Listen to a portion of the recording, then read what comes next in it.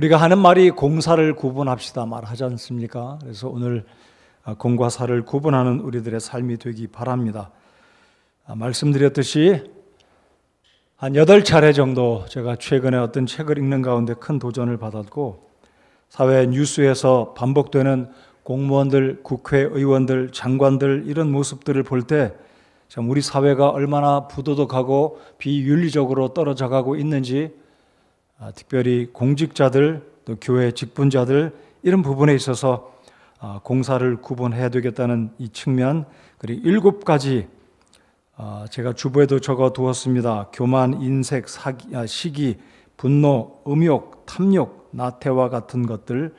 그래서 이 7가지에 대해서 매주마다 하나씩 살펴보기를 원하고, 오늘은 첫 번째로 우리가 교회 생활할 때, 직장과 사회 생활할 때 공사를 구분하는 우리들이 되어야 되겠다. 그렇게 될 때 방금 오늘 읽은 마태복음 5장 13절의 말씀처럼 우리가 이 세상에서 하나님께서 우리를 소금과 빛의 역할을 하라고 위대한 사명을 주셨는데 이 직분을 감당할 수 있게 되리라고 믿습니다. 여러분, 최근 들어서 신문에서 엊그제도 제가 LH 공사가 그 직원들이 중개소를 차리고 정부로부터 정보를 이용해서 어떤 이득을 남기고자,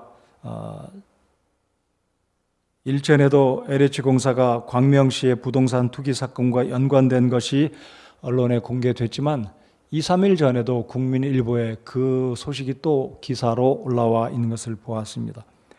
최근에 우리 모든 국민들이 집중하고 있는 성남시 대장동 땅에 대한 부동산 투자에 대한 그 부분들 또한 결국은 공직자들이 어떤 일을 벌였는지는 지금 조사 중에 있지만, 이 모든 것들이 결국은 공사를 구분하지 못한 정치인들, 권력자들, 가진 자들이 구분하지 못하는 개인의 욕심 때문에 비롯된 일들이다라고 생각이 됩니다.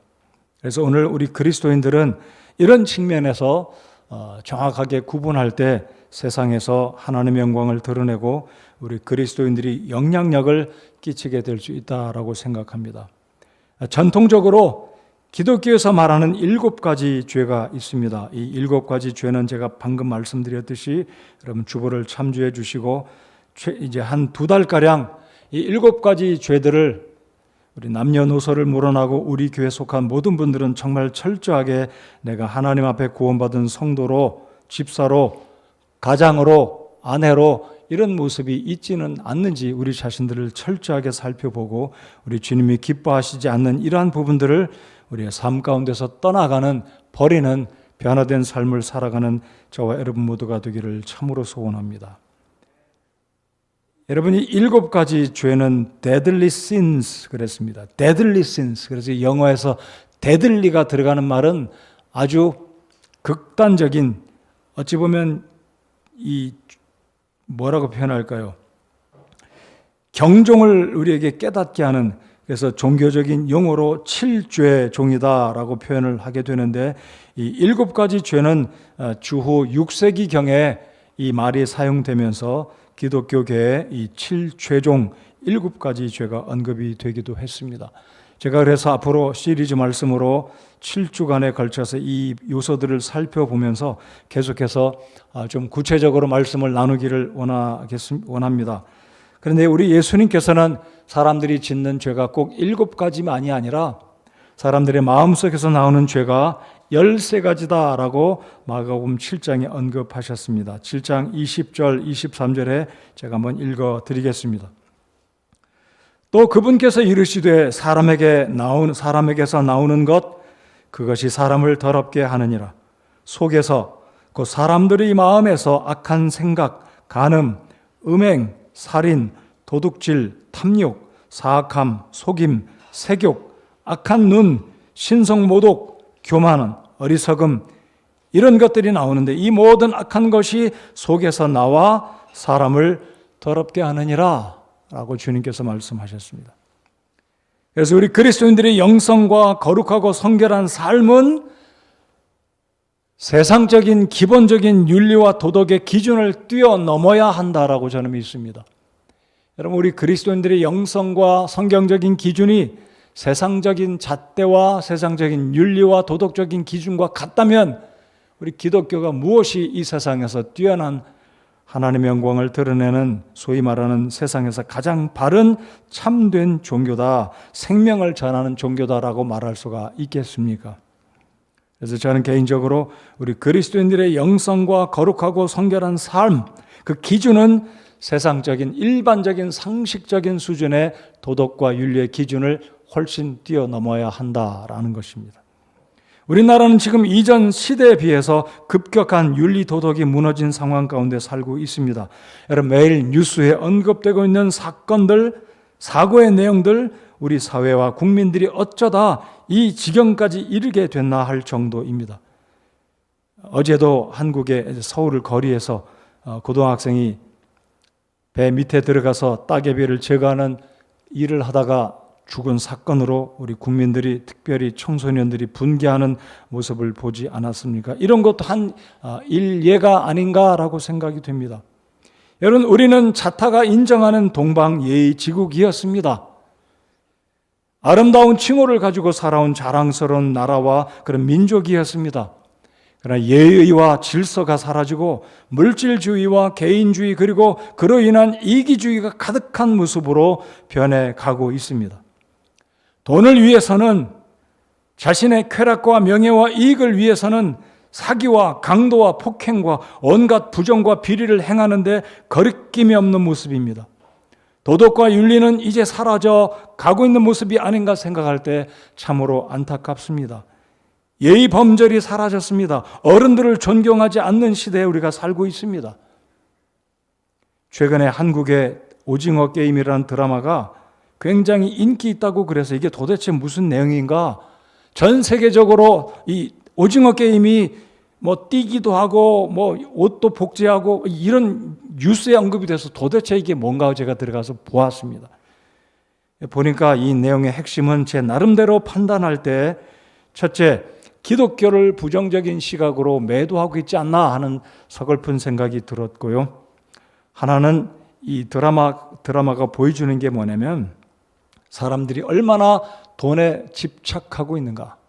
이 돈 때문에 무슨 일도 가리지 않고 서슴없이 행동하는 그 모습이 이 오징어 게임이라는 드라마를 통해서 오늘 이 시대의 물질주의, 배금주의의 모습을 적나라하게 보여주고 있지 않는가 생각이 됩니다. 아마 이 오징어 게임을 보신 분들은 아마 공감하지 않을까 생각합니다. 그래서 오늘을 공과 사에 대한 구분, 그리고 앞으로 7차례, 8차례 정도에 걸쳐서 경건의 삶, 우리 그리스도인들의 영성을 위한 삶, 우리가 정신 차리고 살아가야 되겠다 싶어서 연속적으로 이 말씀을 전하기를 원합니다. 이제 본론으로 들어가서, 여러분, 성경을 잘 보면 성경은 이것이 공이고 이것이 사다 구분하고 있지는 않지만, 성경은 놀랍게도 굉장히 많은 본문에서 공과 사를 구분해 주고 계십니다. 먼저 10계명의 8번째 계명은 너는 도둑질하지 말라라고 주님께서 말씀을 하고 계시는데, 이것 또한 당시에 이스라엘 백성들이 이집트를 떠나 가나안 땅으로 가는 공동체 가운데 이웃을 탐내지 말고, 시기하지 말고, 질투하지 말고, 도둑질하지 말 것, 공동체로 생활하는 이 과정 가운데 도둑질하지 말라는 것은 남의 재산을 사유화하지 말라는 하나님께서 이스라엘 믿음의 공동체들에게 명령하신 말씀이다라고 생각합니다. 사탄의 타락의 원인도 공을 사유화한 것이었습니다. 우리 하나님은 성부, 성자, 성령 삼위일체로 계시는 창조주 하나님, 영광 가운데 계시는 그 하나님의 영광을 피조된 천사였던 이 타락한 천사가 하나님의 공적인 하나님의 영광을 차지하고 하나님의 보좌에 올라가 하나님과 겨루려고 하다가 결국은 하나님의 진노와 심판을 받고 땅으로 쫓겨나 타락한 원인도 하나님의 공적인 부분을 사탄이 차지하려고, 하나님과 도전하려고 했기 때문에 벌어진 사건이다라고 생각합니다. 아담은 어떻습니까? 아담도 역시 공적인 것을 사유화하려고 하나님이 명하신 에덴 동산에 하나님이 명하신 선악을 알게 하는 나무의 열매를 먹지 말라고 하셨음에도 불구하고 에덴 동산의 금기였던 하나님의 명령을 어기고 자신의 이득을 위해서 눈이 밝아져 하나님과 같게 될 것이라는 사탄의 유혹에 자신의 탐심에 의해서 결국은 선악과의 열매를 따먹음으로 생겼던 사건이기 때문에 이 사건 역시 하나님의 공적인 부분을 사유화한 사건으로 말미암아 빚어진 일이다라고 생각합니다. 또 한 가지를 소개해드리면 여러분, 이스라엘 백성들이 가나안 땅을 들어가게 되는데 하나님은 이 가나안의 전쟁 첫 번째 전투였던 여리고 전투에서 여리고 성 전투를 승리로 이끌게 되면 그 안에 있는 모든 것들은 사유화하지 말라. 다시 말씀드리면 금이든 은이든 곡물이든 옷이든 무엇이든지 사유화하지 말라라고 말씀하셨습니다. 쉽게 말씀드리면 이 전쟁에서 너희가 취할 것은 아무것도 없다 그랬습니다. 금과 은은 불로 재련하면 거기에 묻어있는 영적인 것이든 물리적인 것이든 더러운 것이 다 정결케 돼서 하나님의 창고에 드리고 하나님의 일을 위해서 쓰되 나머지는 모두 다 불태우고 죽이고 아무것도 그 어떤 것도 사유화하지 말라고 주님이 엄히 명하셨습니다. 자, 이 전쟁의 첫 번째 전투에서 왜 하나님은 그 아까운 쌀들, 곡물들, 의복들, 귀중한 것들을 다 불태우고 사유화하지 말라고 말씀하셨는지 그 의미를 정확하게 영적으로 깨달아야 합니다. 첫 번째, 이 전투는 하나님의 영광을 위한 전투였습니다. 이 전투는 땅 빼앗는 전쟁이기보다 이 전투는 사사로운 민족과 민족 간, 개인과 개인 간의 싸움이 아니라 영적으로 가나안 땅을 하나님이 구속사적인 측면에서 주신 땅이기 때문에 그 전투의 첫 번째 전쟁에서는 하나님께, 사령관이시고 대장 되신 하나님께 온전히 영광을 돌리라는 목적으로 아무것도 손대지 말라라고 말씀하셨습니다. 여호수아기 6장 17절 8절에 보시면 도시와 그 안에 있는 모든 물건은 주께 저주를 받을 터이나 오직 창녀 라합과 그녀와 함께 집에 있는 모든 자는 살리니 우리가 보낸 사자들을 그녀가 숨겼느니라. 너희는 반드시 저주받은 물건으로부터 너희 자신을 멀리하라. 너희가 저주받은 물건 중에서 취하여 너희 자신을 저주받게 하며 또 이스라엘 진영을 저주거리로 만들고 괴롭게 할까 염려하노라 라고 말씀하셨습니다. 고대 근동에서는 헤렘이라는 전쟁이 있습니다. 헤렘, 즉 이 헤렘이란 말은 진멸법이다. 모두 다 모조리 다 죽이는. 한 가지 유사한 예를 들면 하나님께서 사무엘 선지자를 통해서 사울 왕에게 말씀하셨습니다.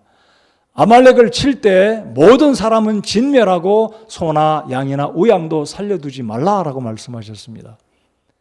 네, 여러분이 알고 계시듯이 사울이 버림받게 된 이유는 아각 왕을 살려두고 자신의 존귀 영광을 하나님께 사람 앞에 나타내 보이려고 아각 왕을 살려두었고 우양을 자신이 취하려고 살려두었습니다. 결국 그 결정적인 한 가지 실수로 말미암아 하나님은 사울을 패하시지 않았습니까? 자, 그래서 전리품을 취하지 말라는 목적은 말씀드렸듯이 이 전쟁은 약탈이 목적이 아니고 단순한 인간적인 승리가 목적이 아니라 하나님이 어떻게 가나안 땅을 너희에게 주시는지 보아라. 하나님께 영광을 돌리기 위해서 아무것도 취하지 말라는 엄단한 이 엄중한 명령을 주께서 내리셨습니다. 그런데 아간이라는 사람은 탐심이 발해서 좋은 옷과 은 한 덩이를 취해서 자기 장막에 숨겨 두었습니다. 아무도 모르는 듯 했습니다. 자, 그리고 이제 두 번째 전투가 아이성 전투였습니다. 여러분, 우리가 상식적으로 아는 이 여리고 전투는 굉장히 이기기가 녹록치 않은, 쉽지 않은 전쟁이었습니다. 왜입니까? 여리고의 성벽이 얼마나 높고 중한지 이스라엘 백성들이 물리적인 힘으로는 이기기가 쉽지 않은 전쟁이었습니다. 그러나 하나님은 너무나 쉽게 한 사람의 부상자나 죽음을 보지 않고 일순간에 여리고를 전쟁에서 승리하게 하셨습니다.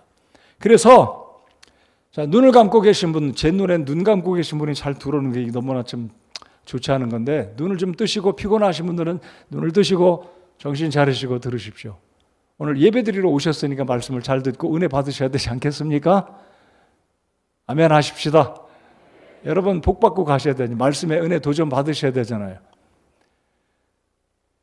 아이성 전투는요 쉽기 때문에 수천 명만 갔어요. 이스라엘 백성들이 알았습니다. 아, 하나님이 우리와 함께 하시는구나. 여리고 전투처럼 많은 병력 보내지 말고 수천 명만 보내자. 이렇게 쉽게 생각했습니다. 웬걸요?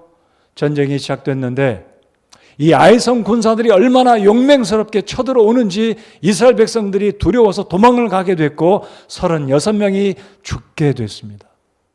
성경을 읽어보면 이스라엘 백성들이 간담이 녹아졌다 그랬습니다. 그리고 이구동성으로 야 우리 망했다. 우리 이집트 왜 떠났느냐. 하나님 뭐하고 계십니까? 이들이 간담이 녹아서 어쩔 줄을 몰랐습니다.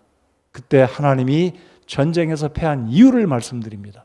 너희가 내 명령을 어겼다. 제비를 뽑는데 누구 계속 거슬러 올라가는데 아간이 뽑혔고 아간의 죄가 여실히 드러났습니다. 무슨 죄였습니까? 이 성전을 치를 때, 이 헤렘이라는 전쟁을 치를 때 아무것도 탐내지 말고 취하지 말고 오직 사령관이신 전쟁의 영광을 받으시기 원하시는 하나님께 돌려야 되는데 아간의 장막에 땅을 파봤더니 그 밑에서 좋은 옷 한 벌과 은덩이가 나왔습니다. 이 죄 때문에 이스라엘이 전쟁에서 패하게 됐다는 원인이 밝혀지게 되고 돌을 들어서 아간과 그의 가족이 죽었습니다. 우리가 찬송가에 부르는 아골 골짜기 같은 곳에도 복음을 들고 가겠다는 그 가사의 아골 골짜기가 바로 이 아간이 묻혀진 골짜기가 된 것입니다. 바로 이 아간은 공을 사유화한 것입니다. 하나님께 영광을 올려드리고 이스라엘 백성들이 하나님의 은혜 가운데 가나안의 전투에서 승리를 거둠으로 하나님이 주신 가나안 땅을 차지하고 하나님의 영광을 드러내는 놀라운 이스라엘 백성들의 땅이 될 그 시점에서 아간 한 사람은 공을 사유화함으로 전쟁에서 치게 되었고 36명이 죽지 않아도 되는 이 전쟁에서 죽게 되었다는 사실입니다. 이스라엘 민족의 은혜와 하나님의 영광과 이 특권을 아간은 가로챈 것입니다. 그 결과가 무엇입니까? 자신은 물론 아내와 가족들 모두가 다 돌에 맞아 죽은 것입니다. 가문의 수치로 바뀐 것입니다. 일순간의 욕심 때문에 공을 사유화하려고 했기 때문에 이런 비참한 결과가 빚어지게 된 것입니다. 여러분 북왕국 이스라엘 왕 아합은 어떤 사람입니까? 악독한 사람이자 영적으로 가장 타락한 극악한 왕 중에 하나였습니다. 그의 아내 이세벨은 시돈에서 시집을 왔던 이방인 여인이자 우상을 숭배했던 아주 못된 하나님 앞에서 잘못된 여왕이었습니다. 여러분 이 나봇이 포도원을 가지고 있는데 왕궁에서 가까운 포도원이니까 얼마나 이 아합 왕이 탐을 냈겠습니까? 아주 좋은 그 포도원, 멀지도 않고 왕궁에서 가까운 그 포도원, 기름진 그 포도원이 탐이 나서 아합은 나봇을 찾아가 내가 돈 줄 테니까 팔아라. 근데 나봇은 믿음의 사람이었습니다. 조상으로부터 물려받았던 그 포도원을 자기 일대에 돈 받고 팔아버림으로 돈 위에서 잘 먹고 잘 살고 후대에게 물려주는 것 개의치 않으려는 그 마음이 없던 사심이 없던 충성된 아주 가문의 좋은 사람이었습니다. 아무리 억만금을 준다 해도 임금님 내가 팔 수가 없나이다. 거절을 합니다. 아합은 집에 들어가서 고민을 합니다. 이 고민의 이유를 알았던 이 악한 여인은 당신이 왕이 아니요. 그깟 일 가지고 뭐 걱정합니까? 내가 해결할 테니까 걱정 마시오. 이 이세벨의 신하들과 작당을 하고 엉뚱한 소문을 퍼뜨리고 누명을 씌워서 나봇을 죽이고 나봇의 포도원 일어난 번 지불하지 않고 빼앗아 버립니다. 공을 사유화한 사건이었습니다. 하나님이 가만두시지 않으시죠. 진노하시고 이세벨을 하나님이 정확하게 그의 보응을 갚으셨습니다. 개가 뜯어먹지 않습니까? 여러분 사람이 죽었는데 매장당하지도 못하고 개가 뜯어먹습니다. 누구의 시체를요? 이세벨의 시체를 개가 뜯어먹습니다. 제가 거친 표현을 써서 죄송합니다만은 우리 마음속에 이런 경각심을 가져야 된다는 사실입니다. 내 인생이 하나님 아버지 앞에 받은 특권과 은혜를 감사함으로 영광을 올려드리는 그 도구로 살아야 할 인생들이 사심을 부리고 공을 사유할 때 성경은 우리에게 이러한 경각심을, 이런 경고를 직접적으로 간접적으로 보여주고 있다는 것입니다. 성경은 사실 많은 이런 사건들을 다루고 있는데 공을 사로 바꾼 사건뿐만 아니라 자신의 사를 공유화한, 자신의 재산, 자신의 특권들을 공유화한 정반대의 사건들을 성경은 또한 기록하고 있다는 것, 우리가 눈여겨보아야 합니다. 반대로 이제는 사를 공유화한 것을 말씀을 드려보면 대표적인 신뢰는 우리 예수님이십니다. 우리 예수님은 하나님의 사역을 감당하시기에 앞서서 광야에 들어가서 40일간을 금식 기도하시지 않으십니까? 12제자를 선택하기에 앞서서, 십자가에 달려 돌아가시기에 앞서서 어떻게 성부 하나님의 뜻을 이루실 것인지 금식하며 기도로 시작하셨습니다. 그때 사탄이 다가와서, 제가 앞으로 이 탐심에 대해서 설교할 때 이 부분을 또 구체적으로 다루겠지만은요, 사탄이 다가와서 예수님을 유혹합니다. 예수님, 당신이 하나님이 아니요, 이 돌들을 변해서 떡으로 만들어 당신의 굶주림을 해결하시오, 그럴듯하게 요구합니다. 그럴 때 우리 예수님은 자신의 신성의 능력이 충분히 있었습니다. 돌을 변해서 떡으로 만들 수 있는 능력이 충분히 있었지만 예수님은 하나님의 엄중한 사역을 위해서 이 땅에 오셨기 때문에 자신의 능력을 사유화하는, 하나님의 이름을, 자신의 개인의 필요를 위해서 하나님의 능력을 사용치 않으시고 사탄을 물리침으로 이 유혹과 시험으로부터 승리하셨습니다. 그래서 우리 예수님은 십자가 달려 죽으실 때도 마찬가지셨습니다. 사탄은 로마의 병사들을 통해 예수님을 유혹하셨습니다. 십자가에서 내려와 봐라. 당신이 정말 하나님이시라면, 당신이 전능한 하나님이라면 십자가에서 내려와서 당신을 구원해 보아라. 예수님은 또한 자신의 능력을 사용치 않으시고 묵묵히 십자가 위에서 끝까지 죽임당하심으로 하나님의 영광과 하나님의 뜻을 이루셨습니다. 예수님께서 겟세마네 동산에서 이런 기도하시지 않았습니까? 아버지여, 이 잔이 너무나 고통스럽기 때문에 할 수만 있다면 십자가의 고통의 잔, 이 고난의 잔을 내게서 옮겨 주십시오. 근데 그 뒤에 따라오는 예수님의 고백이 무엇이었습니까? 아버지, 내 뜻대로 마옵시고 아버지의 뜻대로 되기를 원하나이다 그랬습니다.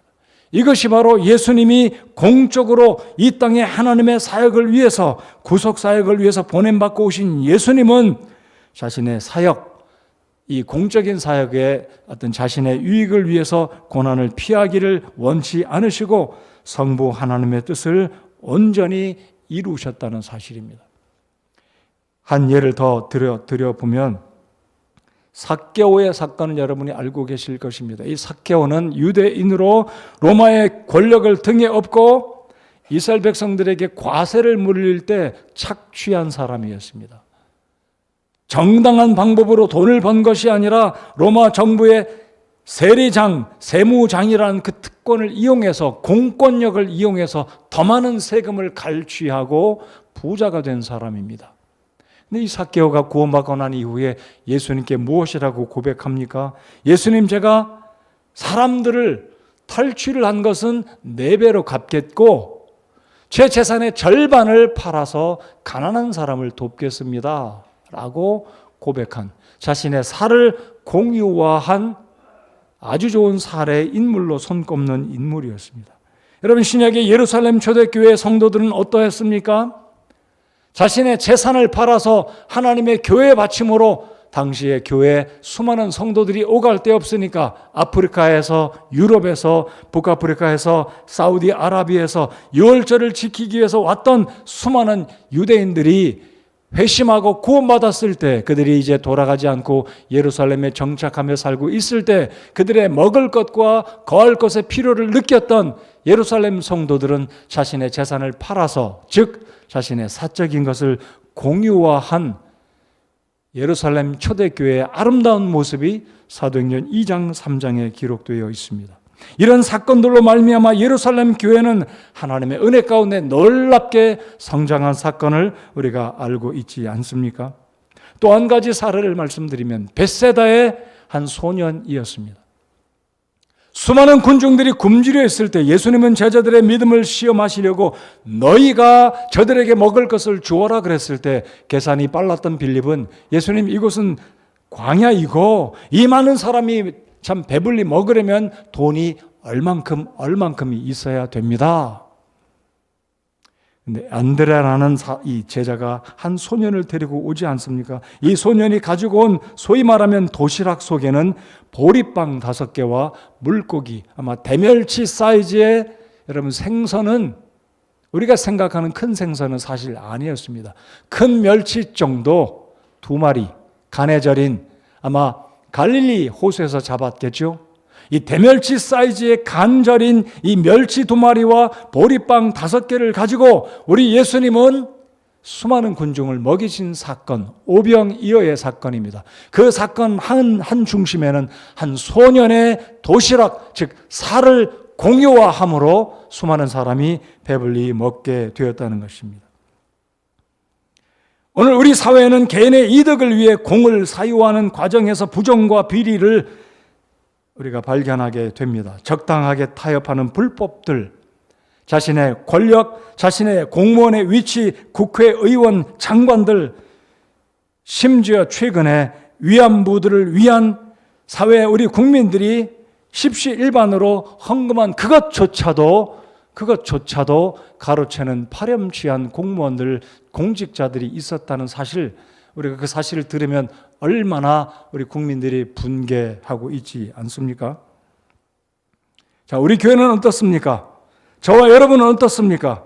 우리가 주님을 섬길 때, 교회를 섬길 때 공을 사유하고 있지는 않는지 우리 자신들을 이 시간 점검해야 할 필요가 있습니다. 여러분, 교회 목회자들과 지도자들이 교회를 자신 개인의 이익을 위해서 공을 사유하려는 일들이 많이 있지 않습니까? 내가 이 교회를 개척했으니까, 내가 일평생 이 교회를 위해서 수고했으니까, 목회자인 내가 열심히 했기 때문에 오늘 이 교회가 부흥했다라고 생각하고 교회의 공을 사유화하려는 목회자들의 잘못된 시도들, 잘못된 생각들, 자신의 일들을 합리화하는, 당연하게 하는, 공을 사유화하는 일들이 교회에서는 없는지 우리 생각해 보아야 합니다. 교회의 주인은 목회자가 아닙니다. 교회의 주인은 집사도 아니고 많은 헌금을 한 사람도 아니고 일생일평을 다해서 교회를 헌신한 성도가 아니라 교회의 주인은 언제나 우리 하나님이십니다. 이 부분은 절대로 혼선을 빚거나 오해하는 일이 없거나 왜곡되는 일이 없기를 바랍니다. 목사도 아닙니다. 집사도 아닙니다. 어떤 헌신한 사람도 아닙니다. 교회의 주인은 우리 주님이십니다. 이 생각이 바뀌어지면 공을 사유하려는 시도가 세상에서뿐만 아니라 이곳에서도 교회에서도 일어날 수 있다는 사실을 우리 모든 성도와 저는 분명하게 우리 하나님 아버지 앞에서 명심하고 기억해야 할 필요가 있습니다. 여러분, 공을 사유한다는 것은 물질적인 것만이 아닙니다. 하나님의 영광을 가로채는 것이야말로 공을 사유하려는 시도와 생각이라는 것을 우리는 알아야 합니다. 사탄이 타락한 것이 돈이었습니까? 하나님의 영광이었습니다. 방금 말씀드렸던 아가는 물질적인 것 때문에 그랬지만 교회에서 목사가 공금을, 하나님의 돈을 사유하려는 시도도 있을 수 있습니다. 이런 부분이 바로 공을 사유하려는, 자신의 직분을, 자신의 지위를 통해서 하나님의 교회를 사유화하려는 시도가 교회에서도 벌어질 수가 있다는 것입니다. 그 중에 하나가 교회 담임 목사직의 세습이다라고 봅니다. 물론 아버지가 목사이기 때문에 아버지의 일을 이어서 목회하는 것, 그 자체를 부정하는 것이 아닙니다. 그 자체를 우리가 색안경을 끼고 잘못됐다라고 볼 필요는 없습니다. 왜입니까? 어떤 교회는 내가 차라리 목사가 되지 않고 일하면 충분히 우리 가족을 부양할 수 있기 때문에, 그러나 아버지의 일, 하나님 앞에 자신이 받은 사명이 귀하기 때문에 이 교회가 나의 삶에, 나의 가정의 필요를 공급해 주지 못하더라도 하나님의 일이 귀하기 때문에 아버지의 뜻을 받들어서 아들이 목회하는 것 결코 이것은 나쁜 일이다라고 생각하지는 않습니다. 오히려 아름답고 귀한 것이죠. 우리 친교에 그런 목사님이 있습니다. 어느 분이라고 제가 말씀드리지는 않겠어요. 조그만 교회입니다. 한 달 일해도 교회가 사례를 못합니다. 충분히. 근데 그 아들은 충분히 일할 수 있는 능력의 사람이에요. 그 며느리도 충분히 일할 수 있는 사람입니다. 근데 시아버지, 아버지의 일이 귀하기 때문에 거기 있는 영혼들을 귀하게 여기기 때문에 아들이 아버지의 일을 이어서 목사 일을 하고 있습니다. 이걸 가리켜서 누가 부정적으로 저 사람 세습했다라고 말할 수 있겠습니까? 오늘날 우리가 교회에서 세습이라고 한다는 것은 대교회, 엄청난 재산과 특권과 권리가 있는 그 교회, 아버지 목사가 사심을 가지고 자신의 아들을 공유하고 이 공적인 것을 사유하는 이것이 잘못된 목사의 세습, 교회의 세습이 아니겠습니까? 여러분 성경에 보면 제사장 엘리가 나오고 있는데 이 엘리는 영적으로 자신들의 아들을 잘못 지도하였습니다. 훈계하지도 않았습니다. 이 엘리의 두 아들 홈니와 비느하스는 아버지가 제사장이고 자신들도 제사장의 반열에 있음을 알았기 때문에 공을 사유한 아주 못된 사람들이었습니다. 하나님의 백성들이 성전에 제사를 드리러 제물을 가지고 오면 고기를 좋아했던 홈니와 비느하스는 하나님께 제물을 드리기도 전에 레위인들에게 찾아가서 이 부위 고기를 내라, 이 고기 베어내라, 살코기를 가져다가 자신들이 먼저 구워 먹는 악한 행위를 저지른 아들들이었습니다. 심지어 성전에서 여인들과 음행을 저질렀던 상상할 수 없는 죄를 저지른 사람이 제사장의 아들 홈니와 비느하스였습니다. 하나님이 가만두지 않으셨죠. 결국 홈니와 비느하스는 죽임을 당했습니다. 하나님의 권위를 무시했습니다. 자신들의 특권을, 자신들의 직분을, 공을 사유한 성경의 인물들로, 그것도 성전의 인물들로, 소위 말하는 성직자라고 할 수 있는 인물들이었습니다. 다시 한번 기억하시기 바랍니다. 저와 여러분들 교회에서 공을 사유화하고 있지는 않는지, 물질은 비단 당연한 상식적으로 이해가 되고요.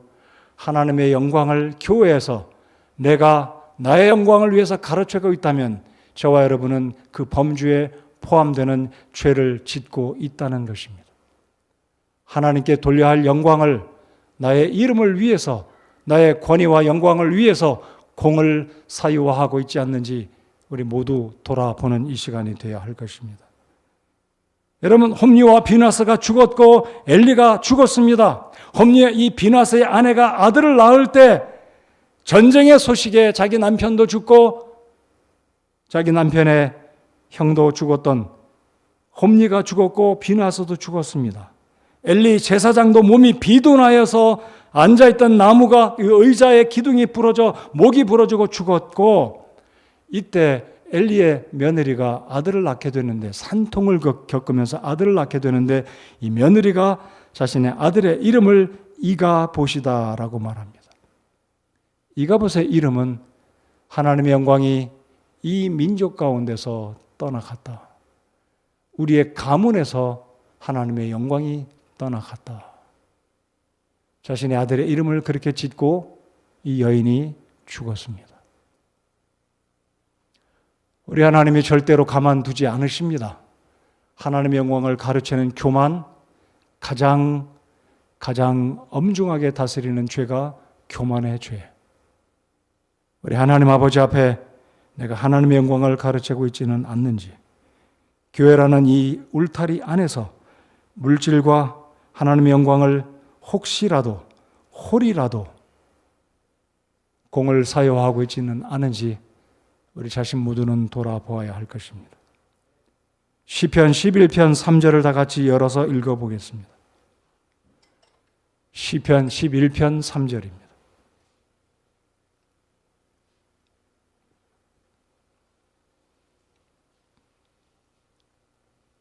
다 같이 읽겠습니다. 시편 11편 3절 시작. 기초들이 무너지면 의로운 자들이 무엇을 할 수 있으리요?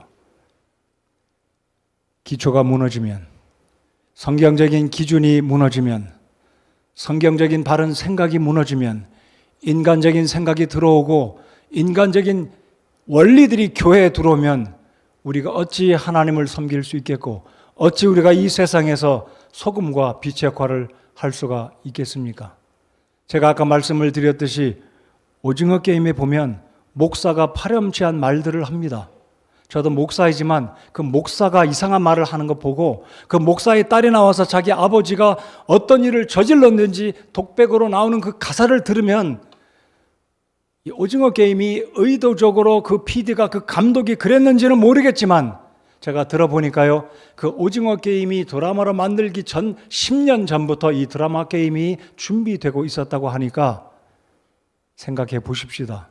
10년 전부터 이미 기독교는 한국 사회에서 파렴치한 기독교, 파렴치한 사람이 목사, 파렴치한 사람이 교회 다니는 사람들로 영화 감독에게 비춰졌기 때문에 드라마 통해서 기독교를 조소하고 있고 목사를 조소하고 있는 것이 오늘의 현실입니다.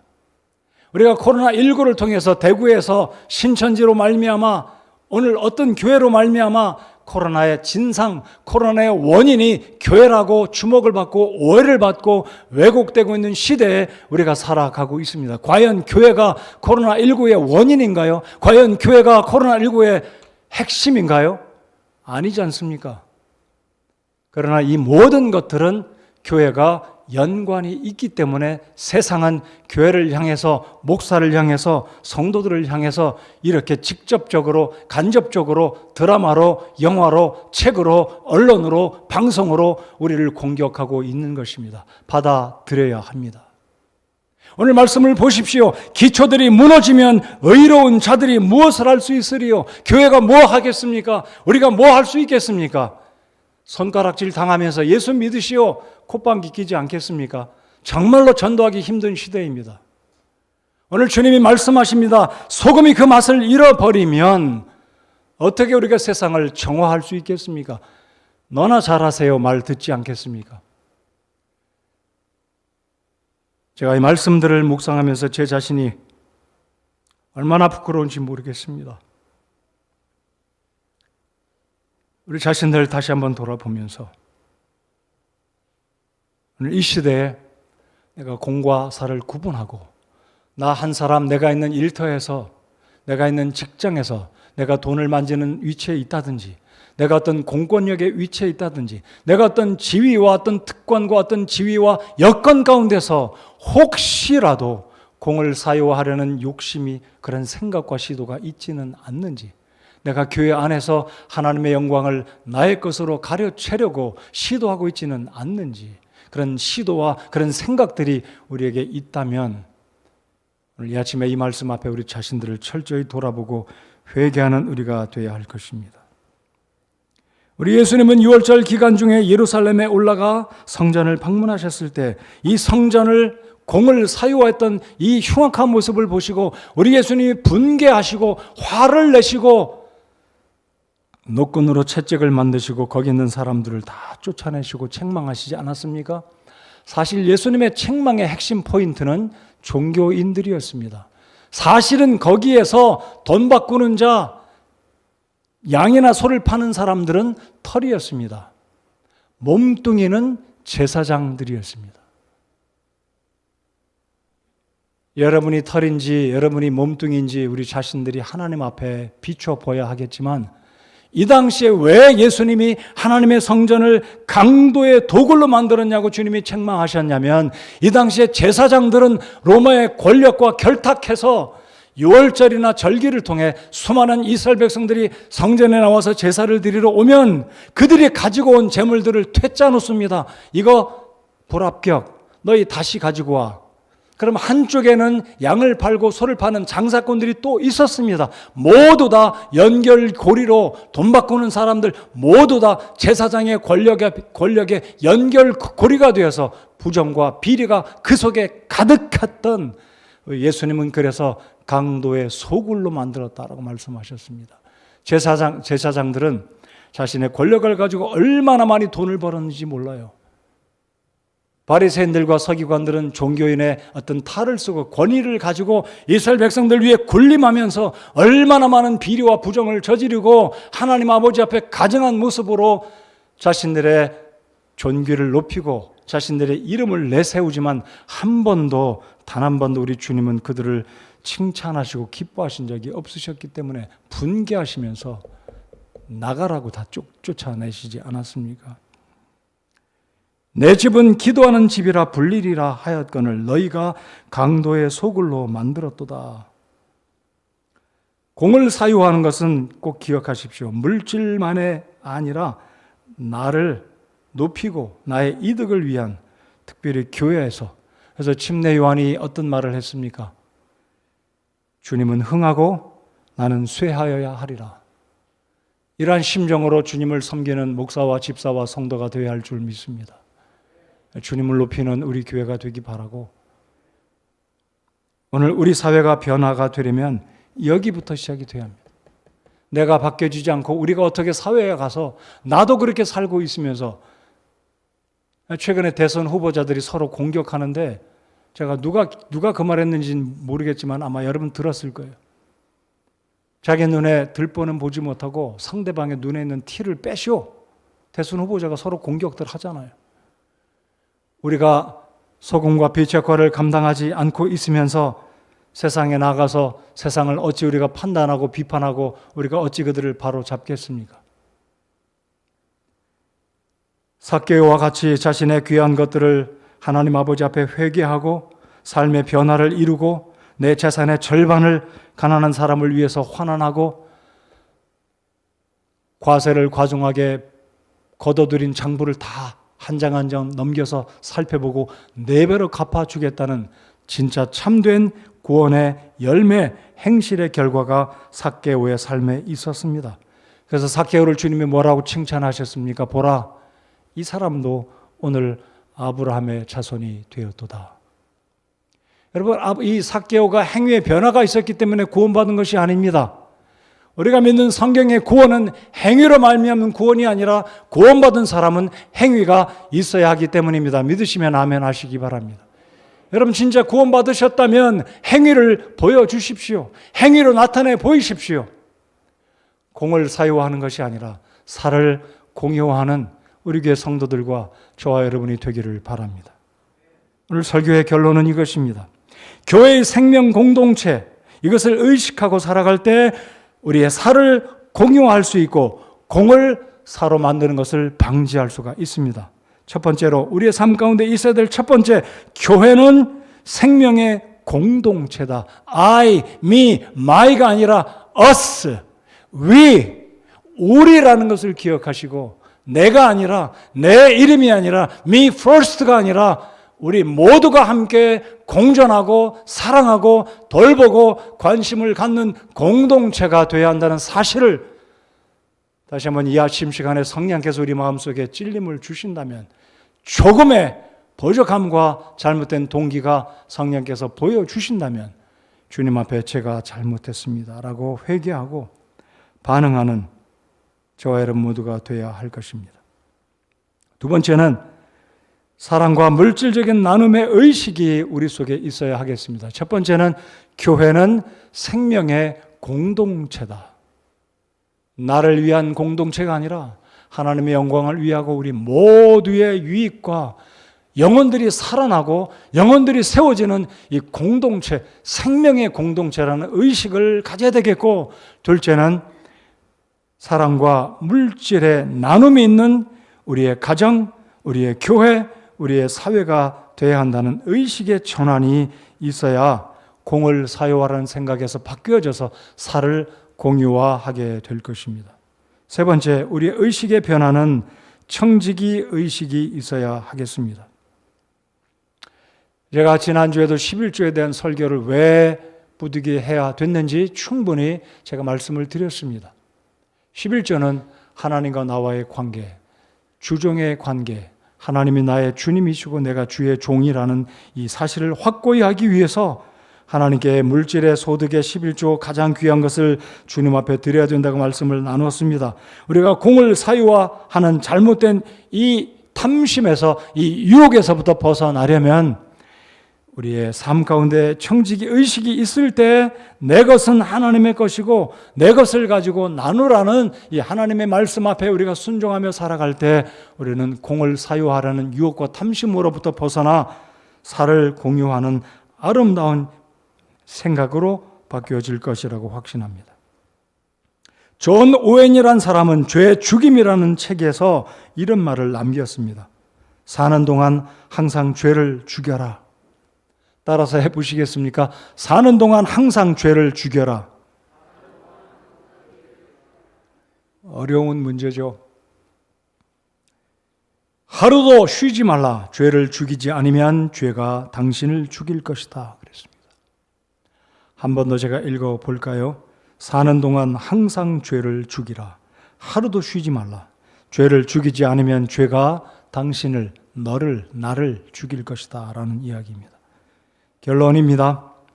아시아와 유럽과 남미 등지 전 세계에서 최고 경영자 1,500명을 선정하고 최고의 1,500명의 기업 경영주들에게 이런 질문을 던졌습니다.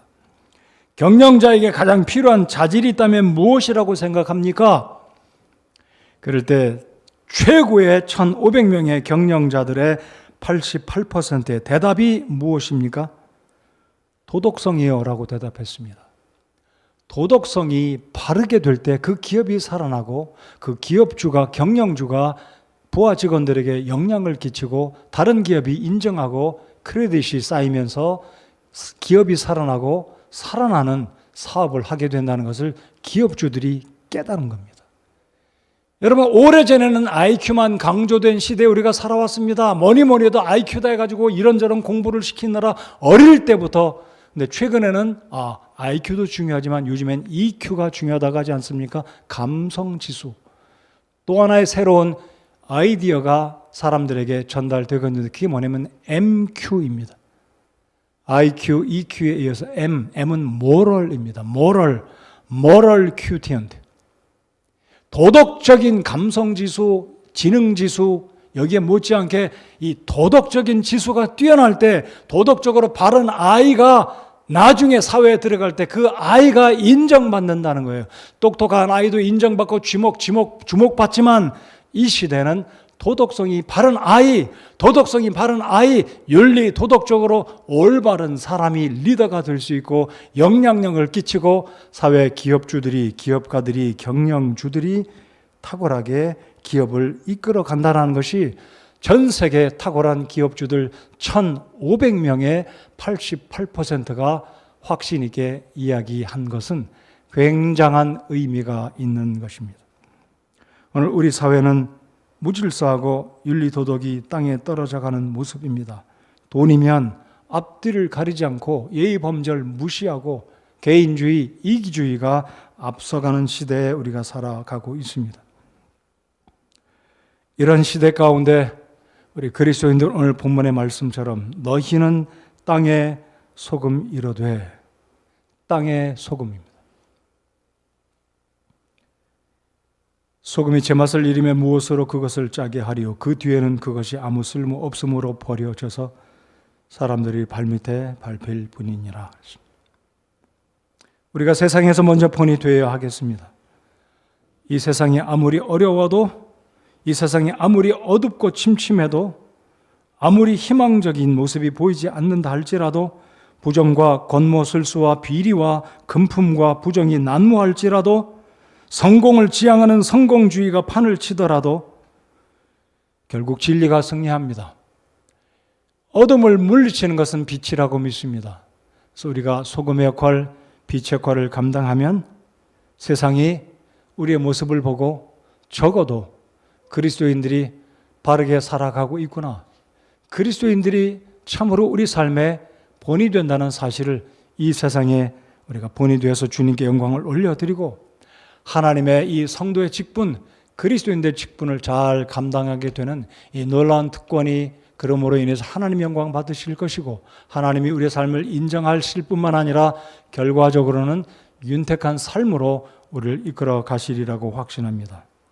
성도 여러분들, 공을 사유로가 아니라 살을 공으로 바꿀 수 있으면 그렇게 바꿔가는 우리 그리스도인들의 삶, 우리 교회의 삶, 저와 여러분들의 삶이 되기를 간절히 소원합니다.